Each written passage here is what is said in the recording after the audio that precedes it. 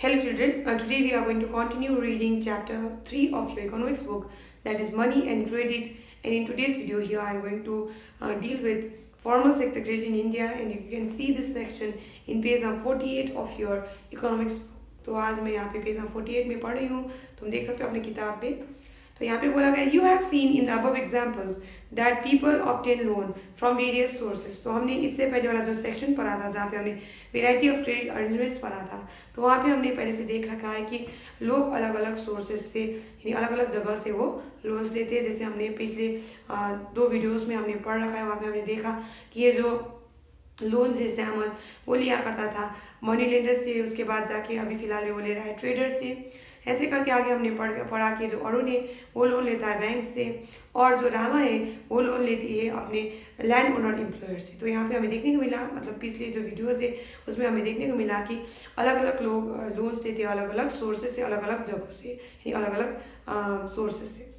तो आगे यहाँ पे बताया गया है the various types of loans can be conveniently grouped as formal sector loans and informal sector loans. तो ये जो अलग अलग जगह से जो लोन्स लिया जा रहा है इसको हम 2 भागों में बांट सकते हैं, वो है फॉर्मल सेक्टर लोन्स और इनफॉर्मल सेक्टर लोन्स। जैसे तुम लेटर राइटिंग भी पढ़ते हो, फॉर्मल एंड इनफॉर्मल करके तुम सीखते हो लेटर राइटिंग लिखना, ऐसे करके यहाँ पे भी याद रखो फॉर्मल सेक्टर लोन्स और इनफॉर्मल सेक्टर लोन्स।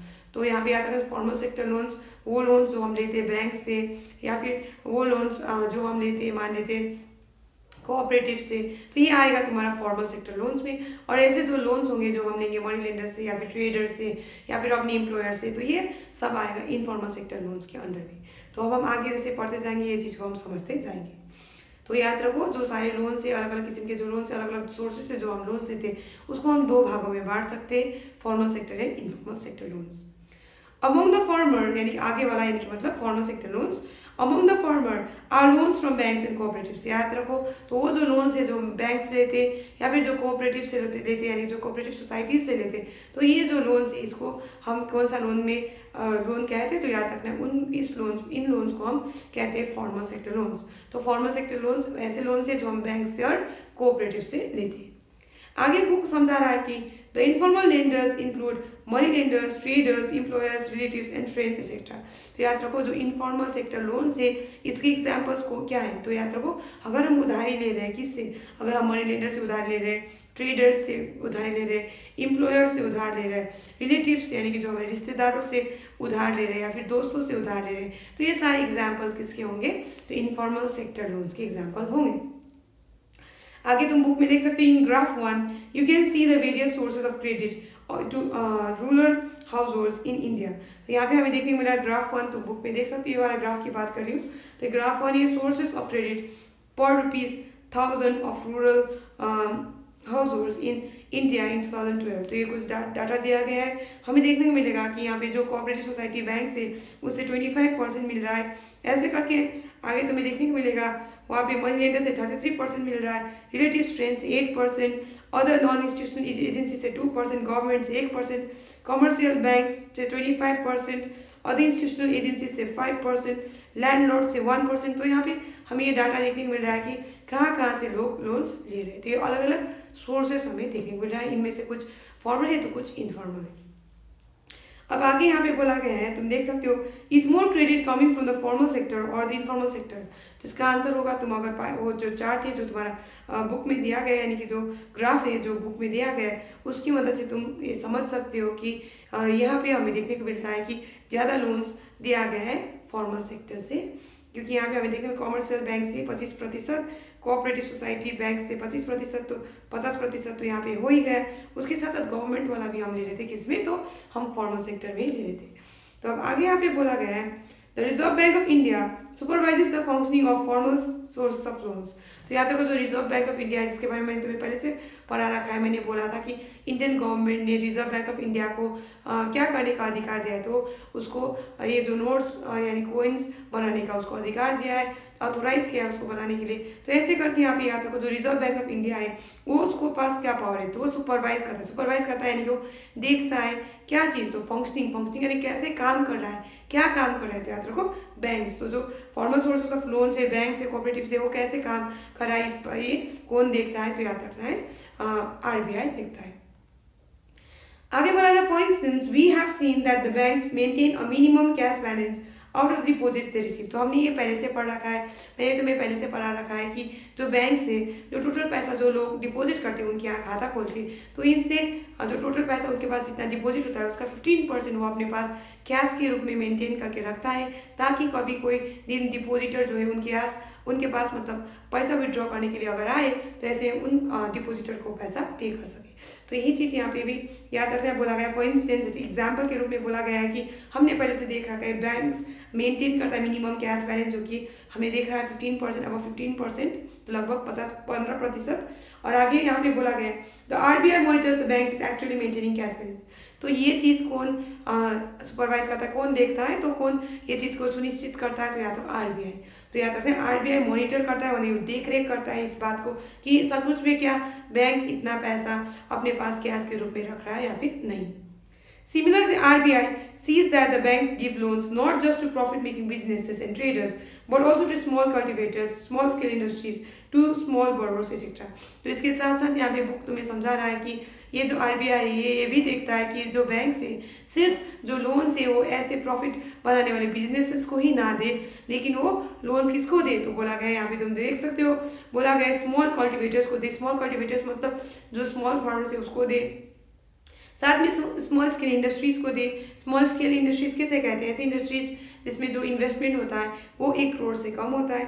ऐसे करके आगे बोला गया यहाँ पे स्मॉल बोरोर्स मान लो कोई छोटा सा बिजनेस खोलना चाहता है, इसमें वो पैसा बोरो करना चाहता है कम अमाउंट, तो उसको हम स्मॉल बोरोर्स यहाँ पे कह रहे हैं।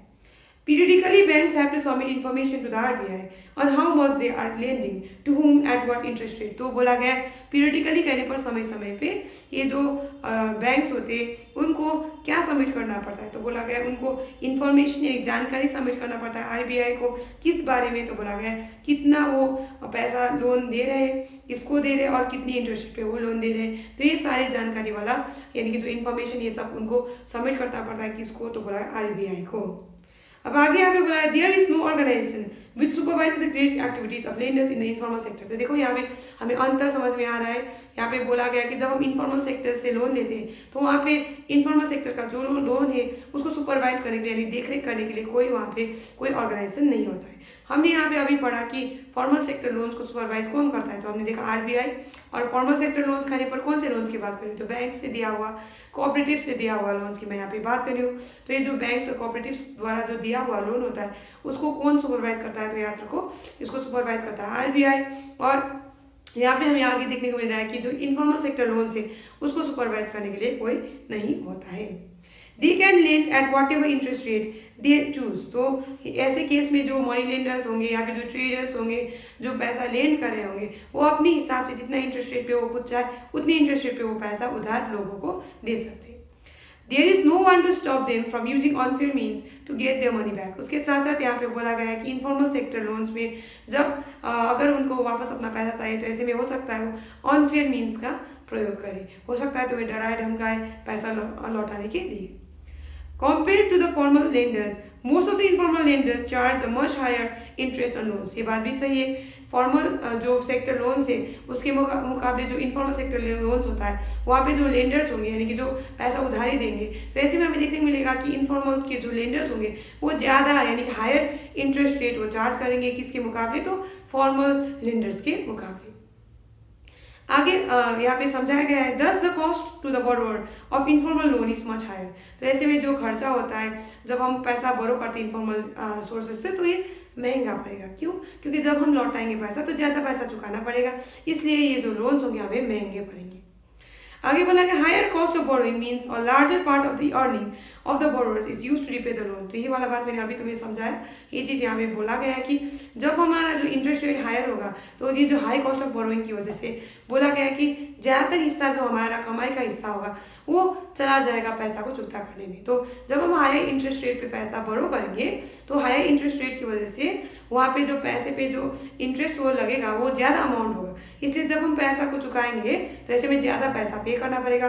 तो हमारे जो कमाई का ज़्यादा हिस्सा किस में चला जाएगा, पैसे को चुकाने में इस्तेमाल में आ जाएगा, यानी कि ये जो लोन को चुकता करने में लग जाएगा। आगे बोला गया hence borrowers have less income left for themselves. तो ऐसे में हमें देखने को मिलता है कि जो बोरोवर्स होता है उसके पास कम पैसा बचता है और बोला गया as we saw for Shyamal in Sonpur, तो श्यामल के केस में भी ऐसा ही हुआ था। हमें देखने को मिला कि ये जो ट्रेडर है कितनी इंटरेस्ट रेट में उसको पैसा दे रहा था, 3% पर मंथ के इंटरेस्ट रेट में उसको पैसा दे रहा था। साथ में उसने क्या कहा था, उसको श्यामल को ये भी बोला था उसने कि वादा करने के लिए कहा था कि वो अपनी जो प्रोड्यूस होगा, जो भी चीज़ें वो उगाएगा वो उसको ही बेचेगा, उसी ट्रेडर को वो बेचेगा। आगे यहाँ पे बोला in certain cases the high interest rate for borrowing can mean that the amount to be repaid is greater than the income of the borrower. तो याद रखो कोई केसेस में हमें बोला गया है कि ये जो इंटरेस्ट रेट है, यानी जो हाई इंटरेस्ट रेट होने की वजह से जो अमाउंट हम बोरो करते हैं उससे हमारा उतना कमाई नहीं होता, तो जितना हम कमाते हैं उससे भी अधिक क्या हो जाएगा, पैसा हो जाएगा, चुकाना पड़ेगा। तो जो चुकाने वाला पैसा होगा वो हमारी कमाई से भी अधिक हो जाएगा। तो ये चीज़ यहाँ पे बताया गया है। आगे बोला गया है यहाँ पे तुम देख सकते हो this could lead to increasing debt, तो इसकी वजह से क्या होगा, हमारा जो कर्ज होगा वो बढ़ जाएगा। जैसे हमने यहाँ पे पढ़ा था as we saw for Rama in Sonpur, तो हमने देखा था कि रामा का कितना कर्ज था, तो 5000 रुपीज। एंड डेट ट्रैप, तो इससे हम वो किस में फंस जाएगी, तो डेट ट्रैप में, यानी कि वो किस में फंस जाएगी, तो कर्ज में वो डूब जाएगी।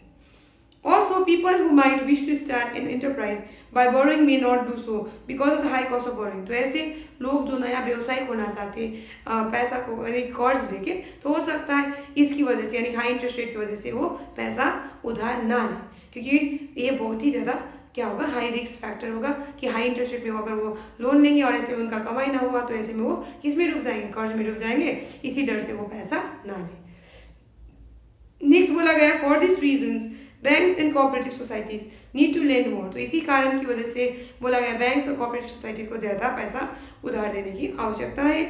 These would lead to higher incomes and many people could then borrow cheaply for a variety of needs. तो इसका मतलब क्या है, तो बोला गया इससे ज़्यादा इनकम होगा लोगों के और लोग सस्ते में लोन ले पाएंगे अलग अलग कामों के लिए।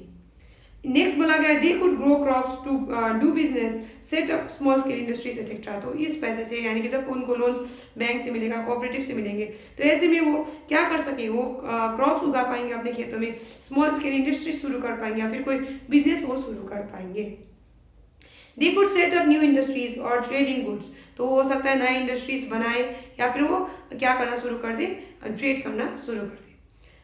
Cheap and affordable credit is crucial for the country's development, तो यहाँ पे याद रखो सस्ता और अफोर्डेबल कहने पर जो हमारे बजट के अंदर हो, ऐसे क्रेडिट बहुत ही जरूरी है, किसके डेवलपमेंट के लिए, तो किसके विकास के लिए, तो हमारे देश के विकास के लिए। तो आज हम यहीं तक पढ़ेंगे, will continue reading this chapter in the next class. I hope you understood. अगर समझ ना आए तो इस वीडियो को फिर से एक बार देखो। Thank you.